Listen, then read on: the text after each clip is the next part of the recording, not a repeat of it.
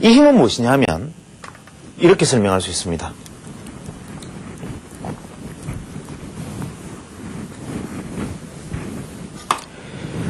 주식시장에서 우리가 시세를 이야기할 때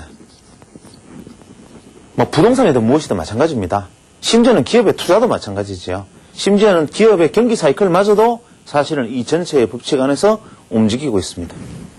시세라는 것을 이야기할 때 우리가 중요한 것은 무엇이냐 하면 과거에 그러했다는 경험칙을 깨버리는 것. 과거에 이러했다라는 것을 그러나 지금은 이라는 소위 말하는 그러나 지금은 이게 바로 시세에서는 굉장히 중요한 것이다 이것입니다. 이것을 단순 가격이라는 관점에서 보면 단순 가격 논리에서 보면 주가는 이렇게 움직여 왔는데 고점이라는 것은 예전에 역사적으로 고점은 이러했는데 이 역사적인 고점을 과거에는 이렇다 하지만 새로운 고점을 만들었다. 이것은 우리가 소위 말하는 신고점이라고 흔히 주식시장에서는 용어로 사용하고 역사적으로 과거 그랬던 기준을 넘어서는 것인데 이것이 중요한 것이지요.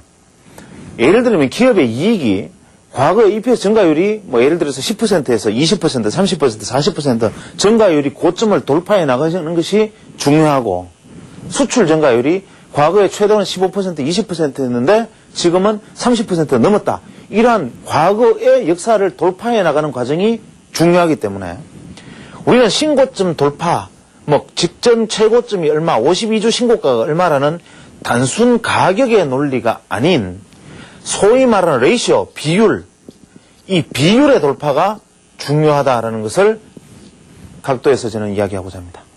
즉, 역사를 돌파해 나가는 과정, 이것은 무엇을 의미하느냐면 과거의 시세는 가격과 시간의 논리 속에서 이러한 형태의 시세의 흐름을 보여줬다면 우리가 이것이 시세가 정말로 변화하려면 또 어차피 이렇게 떨어지고 말 거 그냥 들고 있으면 이익이 나지 않는데 이것이 이렇게 과거에 움직였지만 지금은 들고 있어도 수익이 날리면 어떻게 돼야 되냐면 예전에 이렇게 슬로프를 올랐다면 지금의 슬로프는 이렇게 바뀌어야 되기 때문에 이렇게 슬로프가 바뀌는 것이 중요한 것이지 현재의 가격 논리에서 가격이 지금 얼마 올랐다라는 것은 중요한 게 아니다라는 것을 얘기합니다.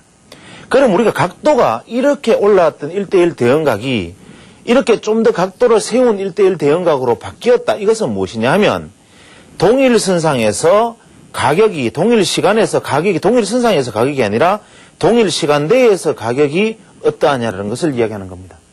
똑같은 가격이 100원이었는데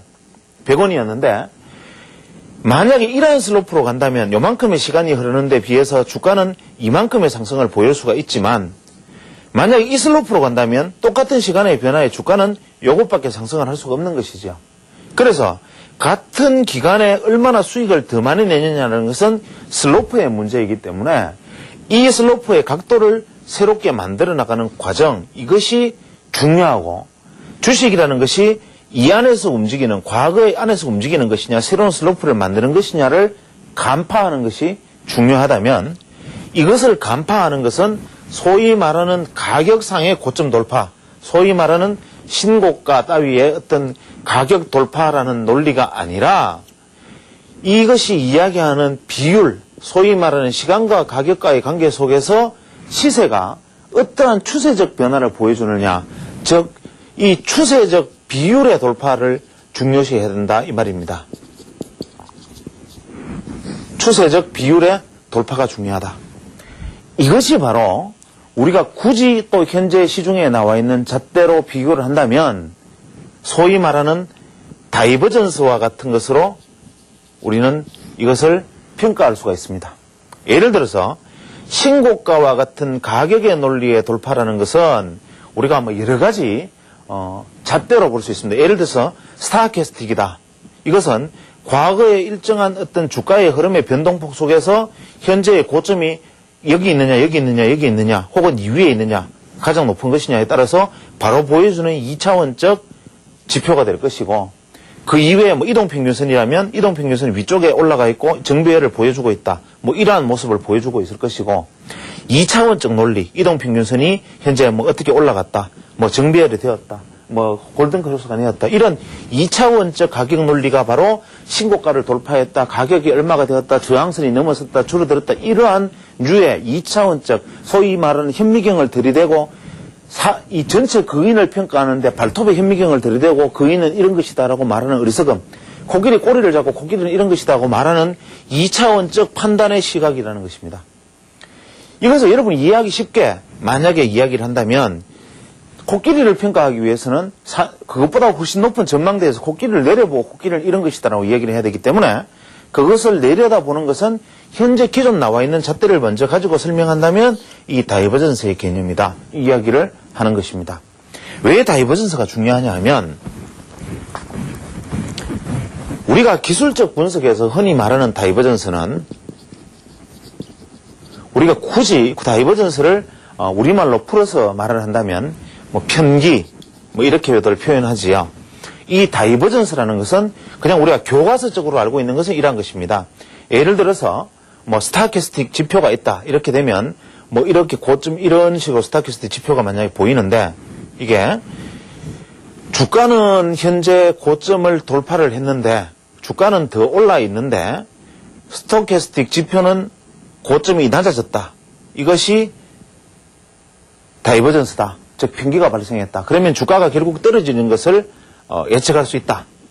혹은 주가는 신저점을 돌파를 했는데 이 스토캐스틱 지표는 저점이 높아졌다. 그래서 이것은 주가가 오를 것으로 예측된다. 이것을 스토캐스틱 다이버전스. 또 두 번째는 RSI 지표를 가지고 같은 방식으로 RSI 다이버전스. 세 번째로는 MACD 지표를 가지고 MACD 다이버전스. 이렇게 이야기를 하지만 이것을 단순하게 이렇게 바라보고 단기 투자에서 다이버전스가 발생했다 매도하자, 뭐 다이버전스가 발생했다 매수하자라고 보는 것조차 또 다른 2차원적 시각, 혹은 좀 더 내가 주식시장에 대해서 요만큼 더 알았다고 해서 과거보다 눈꽃만큼 주식시장에 대해서 조금 더 알았다고 해서 그 눈꽃만큼 더 안 지식으로 세상을 깨달은 것처럼 이야기하는 것과 다름이 없습니다. 이 다이버전스라는 것은 어떤 의미를 가지느냐 하면 바로 이런 것입니다. 소위 말하는 이격의 돌파, 이것은 다이버전스다라고 저는 이야기할 수 있고, 이 다이버전스의 발생, 즉 이격의 돌파가 바로 소위 말하는 각도를 날카롭게 세워나가는 살아있는 각도를 인정할 수 있는 기준이다라고 저는 이야기를 합니다. 예를 들면 이런 것이죠. 주가가 이렇게 있습니다. 주가가 예를 들어서 가상의 일대 이 종목의 역사적인 어떤 흐름을 보면 대충 한 15개의 이평선, 즉 우리가 한 15일에서 14일 이평, 주봉이면은 15일에서 14주 이평 정도의 이평은 대부분 그 종목의 1대1 대응선입니다. 그게 무슨 근거냐라고 이야기하면 저는 할 말이 없습니다. 그냥 제가 보는 한 저는 그렇게 생각합니다. 그래서 저는 신주단지 모시듯이 중요하게 생각하는 것이 무엇이냐면 저는 40일 이평과 14일 이평을 대단히 중요하게 생각합니다. 이것은 왜 그렇게 생각을 하느냐 하면 14이평이라는 것은 일봉이면 일봉, 분봉이면 분봉, 주봉이면 주봉, 14이평이라는 것은 그 종목이 과거 그러해 왔던 종목이 이렇게 올라서 어떻게 뭐 어떤 해괴망측하게 주가가 움직였던, 해괴망측하게 주가가 떨어졌던, 결국 평균 논리로는 이것의 중심이 되는 45도 각도를 형성하더라. 즉 1대1의 대응선을 형성하기 때문이다. 이 말은 거꾸로 뒤집어서 이야기한다면 이 A라는 종목을 내가 보유했을 때 대충 시간상 일주일에서 예를 들어서 시간상 이 토막 정도를 보유하면 대충 주가가 어떻게 됐건 내가 현재 여기서 샀던 대충 주가의 확률은 한 이만큼의 수익을 기대할 수 있다. 또 한 이만큼의 시간을 기다리면 또 이만큼의 수익을 기대할 수 있고, 만약에 하락 국면이라면 결국은 이만큼의 시간이 흐르면 또 이만큼의 손실이 최종적으로는 나타날 수 있다.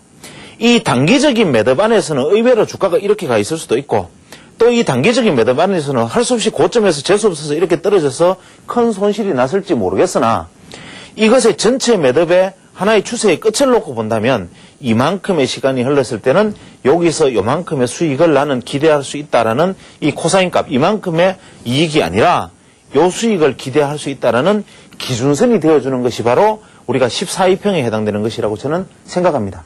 그러면 이 14이평에서 보여주는 주가가 14이평의 위치를 중심으로 여기 있느냐 여기 있느냐 여기 있느냐라는 거리 이것은 소위 말하는 45도의 대형선 대비 주가가 얼마나 현재 움직임을 달리 보여주고 있나라는 소리도 되지만 좀 쉽게 이야기하면 단순 논리로는 2차원적으로 14이평 내지 15이평의 이격이 이 이격도가 소위 말하는 이격의 크기가 바로 1대1 대형선, 1대1 대형각, 즉 45도 각도를 수렴해야 되는 궁극적으로는 이 시세가 수렴하는 이 45도 각도에 주가가 어떠한 모습으로 이탈해 있는가. 만약에 이렇게 주가가 있는데 지금 14.1이평의 흐름이 좁혀서 봤을 때 14.2평이 이렇게 가고 있다. 내지는 1대1 대형의 흐름선이 이렇게 가고 있는 가상의 선이 있다면 현재 주가가 지금 여기 있다면 이것이 더 올라서 더 매수세가 유입이 되면서 결국 이 전체의 대형선 자체를 이렇게 만들어줄 수 있는 것인가?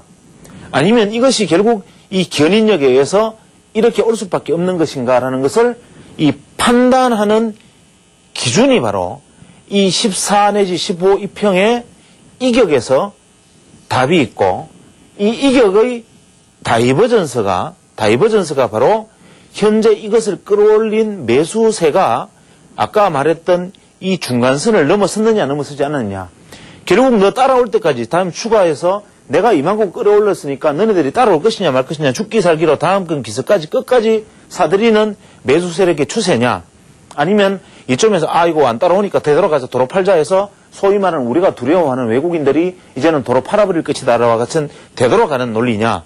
외국인이 지금 현재 사들여지는 지금의 국면으로 놓고 본다면 외국인이 강의 반을 지금 넘었느냐 넘지 않았느냐를 판단하는 기준은 바로 이 14이평 내지는 이 45도 내지 1대1 대형선에서 이격을 벌려나가는 모습, 이 이격의 모습에서 판단할 수가 있다는 이야기를 지금 저는 드리고 있는 것이고 이 이격을 가지고 판단하는 모습이 바로 강의 중심을 넘었으면 이 강의 기서까지는 끝까지 갈 것이다. 이 이야기는 결국 새로운 하나의 어떤 흐름의 모델 1대1 대형선을 만들어줄 것이냐. 아이고 안 되겠구나. 아무도 안 따라오는구나. 개인들 다 팔고 연기금도 들어오지 않는구나. 결국 한계다. 나스닥도 떨어지니까 우리도 팔고 한국시장 도망가자. 물량 떠넘기고 도망가자 해서 이렇게 다시 되돌아오는 흐름으로 가는 것이냐를 이해하는 것이 바로 이 14이평에 대한 이격의 흐름, 다이버전스, 비중, 이 각도의 변화에 답이 있다 이런 얘기를 하는 것입니다.